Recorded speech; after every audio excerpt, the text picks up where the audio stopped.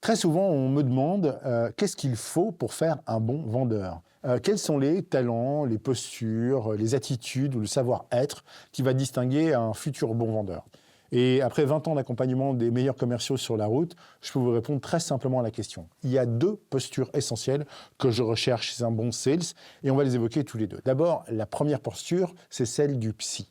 Qu'est-ce que j'appelle un psy? Un psy, c'est quelqu'un qui va laisser la place à l'autre, qui va non seulement l'écouter et lui poser des questions, mais va lui donner une écoute réelle, sincère, attentive, une écoute sans jugement, une écoute sans petite voix dans la tête qui est déjà en train d'avoir des opinions, des avis, ou déjà en train de réfléchir à la phrase suivante qu'il va lui asséner. Non, une écoute riche, profonde, qui a pour seul objectif d'offrir à l'autre un espace dans lequel s'exprimer totalement.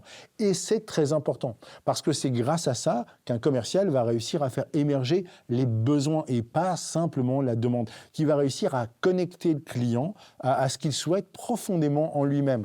Parce que le langage est la propriété de notre cerveau qui nous permet d'aller comprendre ce que l'on veut. Et quand un psy vous écoute, il ne vous écoute pas tellement pour vous comprendre, mais il vous offre un espace de parole dans lequel vous allez finir par vous comprendre vous-même.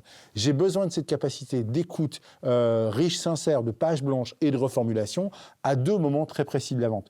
Le premier, c'est évidemment dans la phase de découverte, quand je vais amener le client à mieux m'expliquer pourquoi il désire ce changement, ce produit ou ce service. Et donc, j'ai besoin de ce talent-là, de capacité d'écoute et de reformulation dans cette phase. J'en ai aussi besoin au moment où le client va commencer à exprimer des réserves, des freins, des peurs, des craintes, la fameuse courbe de l'objection, le moment où il va rentrer de lui-même dans tout ce qui pourrait l'empêcher d'avancer vers son projet. Et là aussi, j'ai besoin de cette attitude non violente, plutôt à l'accueil, plutôt intriguée, curieuse, qui va permettre au client très souvent de déjouer lui-même ses propres objections.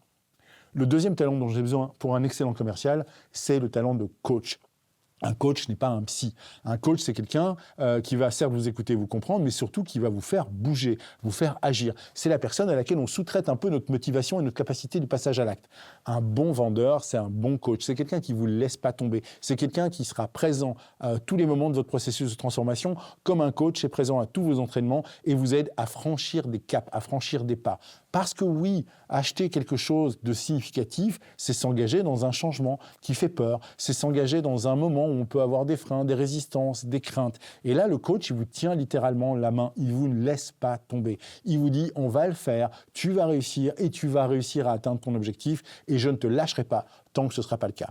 Ça, c'est la persistance, la persévérance, ce côté extrêmement soutenant que je cherche chez un bon vendeur, c'est celui qui va oser passer le coup de fil de plus, qui va oser faire le rendez-vous de plus, qui va oser avoir l'action supplémentaire que les autres vendeurs n'auront pas, non pas simplement dans le fait de closer le deal, mais dans le fait de vouloir faire aboutir, de vouloir accomplir le souhait de son client. Vous associez ces deux talents et vous obtenez un vendeur exceptionnel, surtout si en plus vous trouvez quelqu'un qui a un petit peu du sens du challenge, un petit peu d'envie de saine compétition. Là, vous allez tomber sur quelqu'un qui va pouvoir vous amener des top performances. Et comme d'habitude, ce sont d'abord et avant tout des talents humains que vous cherchez à développer chez vos meilleurs vendeurs de façon à ce qu'ils fassent des clients heureux. On se retrouve bientôt dans une prochaine consultation de Dr. Sales et n'oubliez pas que la santé de votre entreprise dépend avant tout de la santé de vos ventes.